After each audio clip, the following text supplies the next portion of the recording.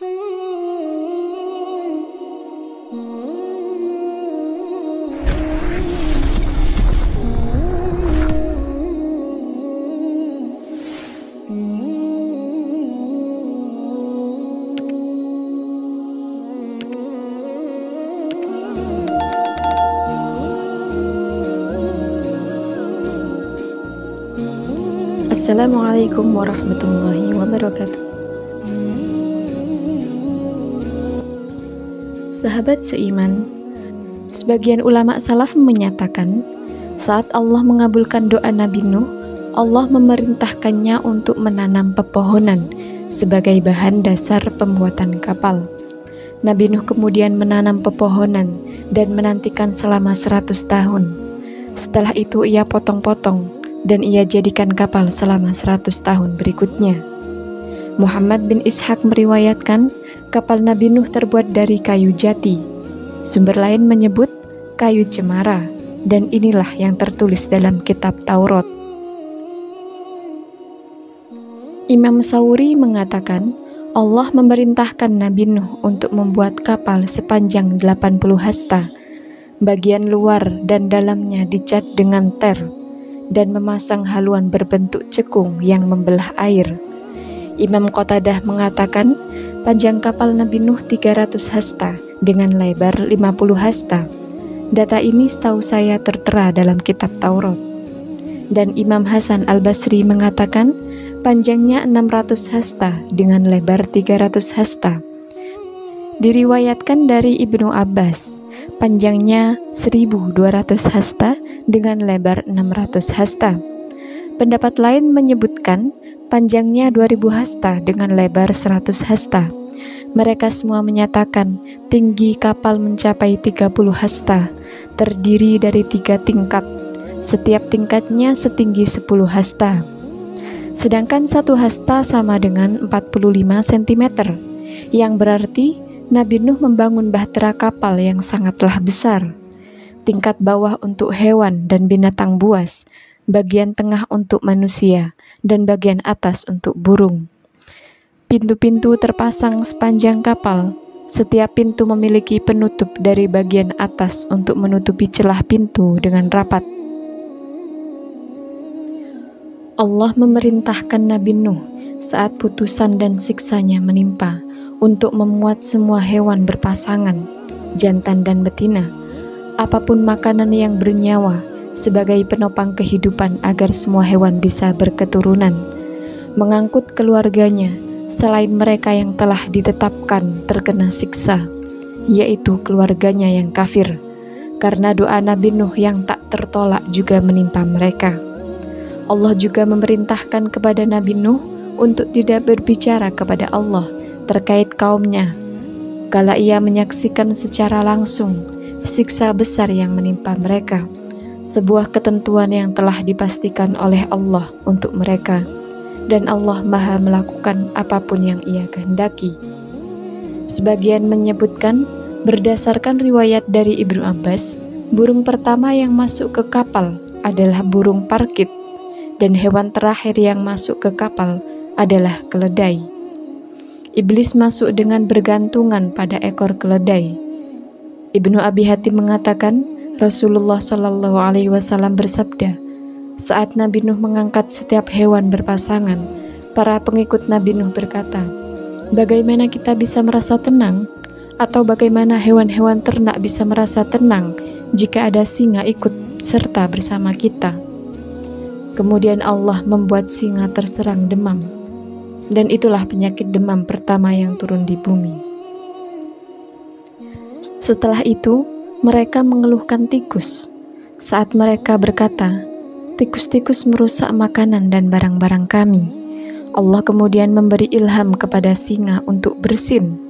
Singa bersin, lalu seekor kucing keluar dari dirinya, hingga tikus-tikus bersembunyi dari hadapannya.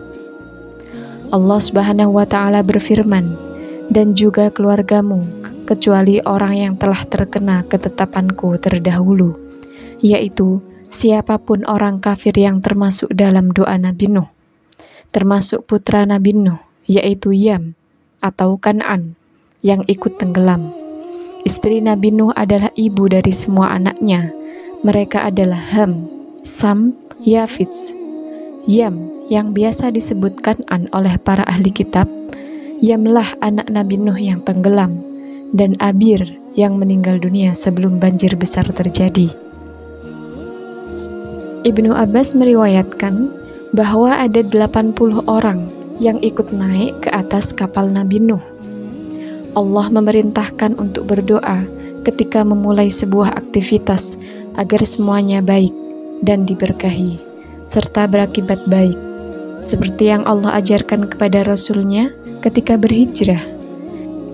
Dan katakanlah Muhammad, "Ya Tuhanku, masukkan aku ke tempat masuk yang benar, dan keluarkan pula aku ke tempat keluar yang benar, dan berikanlah kepadaku dari sisimu kekuasaan yang dapat menolongku." Surah Al-Isra ayat 80. Nabi Nuh melaksanakan perintah ini dan berkata, "Naiklah kamu semua ke dalamnya," dengan menyebut nama Allah pada waktu berlayar dan berlabuhnya. "Sesungguhnya Tuhanku Maha Pengampun lagi Maha Penyayang." Surah Al-Hud ayat 41. Yaitu atas nama Allah, kapal mulai bergerak hingga berlabuh. Sesungguhnya Tuhanku Maha Pengampun, Maha Penyayang. Yaitu meski Maha Pengampun lagi Maha Penyayang, Ia juga memiliki siksaan pedih. Siksanya terhadap kaum yang berbuat dosa tidak bisa dielakkan, seperti siksa yang Ia timpakan kepada penduduk bumi yang ingkar kepadanya dan menyembah selainnya. Allah berfirman, "Dan kapal itu berlayar membawa mereka ke dalam gelombang, laksana gunung-gunung. Allah mengirim hujan dari langit yang belum pernah ditimpa bumi sebelumnya, juga tidak akan pernah diturunkan lagi sesudahnya. Hujan turun deras, laksana air yang keluar dari mulut geriba." Allah memerintahkan bumi untuk memancarkan air dari segala penjuru, seperti yang Allah sampaikan. Maka Nabi Nuh mengadu kepada Tuhannya, "Sesungguhnya aku telah dikalahkan, maka tolonglah aku." Lalu kami bukakan pintu-pintu langit dengan menurunkan air yang tercurah, dan kami jadikan bumi menyemburkan mata-mata air. Maka bertemulah air-air itu, sehingga meluap, menimbulkan keadaan bencana yang telah ditetapkan. Dan kami angkut dia, Nabi Nuh, ke atas kapal yang terbuat dari papan dan pasak. Surah Al-Qamar ayat 10-13. Dusur artinya pasak, yang berlayar dengan pemeliharaan pengawasan kami, dengan penjagaan, pengawasan, dan penglihatan kami, sebagai balasan bagi orang yang telah diingkari. Surah Al-Qamar ayat 14. Allah berfirman, "Sesungguhnya ketika air naik sampai ke gunung, kami membawa nenek moyang kamu ke dalam kapal, agar kami jadikan peristiwa itu sebagai peringatan bagi kamu, dan agar diperhatikan oleh kaum yang mau mendengar." Surah Al-Haqqah ayat 11-12. Sekelompok musafir menyatakan, saat itu air menutupi puncak gunung tertinggi di bumi, setinggi 15 hasta, atau setara 7 meter di atas puncak gunung tertinggi di bumi. Sedangkan sumber lain mengatakan 80 hasta, atau setara 36 meter di atas puncak gunung tertinggi di bumi. Pada saat bencana itu terjadi, air menutupi seluruh permukaan bumi, menutupi seluruh lembah dan bukit, menutupi pegunungan, sungai, dan pasir. Tak satu pun makhluk di bumi saat itu tersisa, entah yang kecil ataupun yang besar. Dan Nabi Nuh memanggil anaknya ketika dia berada di tempat yang jauh terpencil. "Wahai anakku, naiklah ke kapal bersama kami, dan janganlah engkau bersama orang-orang kafir." Anaknya menjawab, "Aku akan mencari perlindungan ke gunung yang dapat menghindarkan aku dari air bah." Nabi Nuh berkata, Tidak ada yang melindungi dari siksaan Allah pada hari ini selain Allah yang Maha Penyayang. Dan gelombang menjadi penghalang antara keduanya, maka dia termasuk orang yang ditenggelamkan. Surah Al-Hud ayat 42-43. Anak Nabi Nuh yang dimaksud ini adalah Yam, atau biasa disebut Kan'an, saudara Sam, Ham, dan Yafits. Ia kafir dan melakukan perbuatan tidak baik, menentang agama dan paham ayahnya, sehingga akhirnya binasa bersama orang-orang kafir lain. Di saat orang-orang lain yang tidak memiliki ikatan darah justru selamat bersama ayahnya, karena mereka menganut agama dan paham sang ayah. Dan difirmankan, wahai bumi, telanlah airmu, dan wahai langit, berhentilah. Dan air pun disurutkan, perintah pun diselesaikan, dan kapal itu pun berlabuh di atas gunung Judi. Dan dikatakan, binasalah orang-orang zolim. Surah Al-Hud ayat 44. Setelah menenggelamkan seluruh penduduk bumi tanpa menyisakan seorang pun yang menyembah selain Allah Azza wa Jalla, Allah memerintahkan bumi untuk menelan air dan memerintahkan langit untuk menghentikan hujan. Dan air pun disurutkan, dan binasalah orang-orang zolim. Setelah air di muka bumi menyusut, bisa digunakan untuk berjalan dan menetap, Nabi Nuh diperintahkan untuk turun dari kapal yang sudah berlabuh di atas gunung Judi setelah melalui perjalanan agung. Judi adalah sebuah pegunungan terkenal di Jazirah.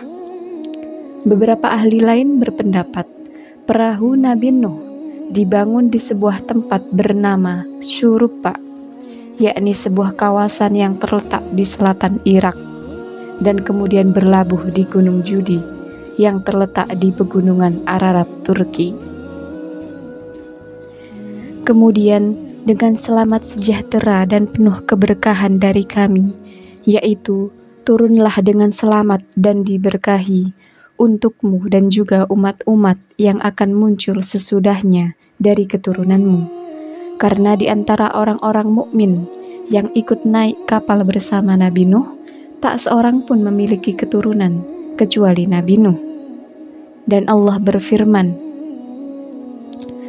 dan kami jadikan anak cucunya orang-orang yang melanjutkan keturunan. Surat As-Saffat 77.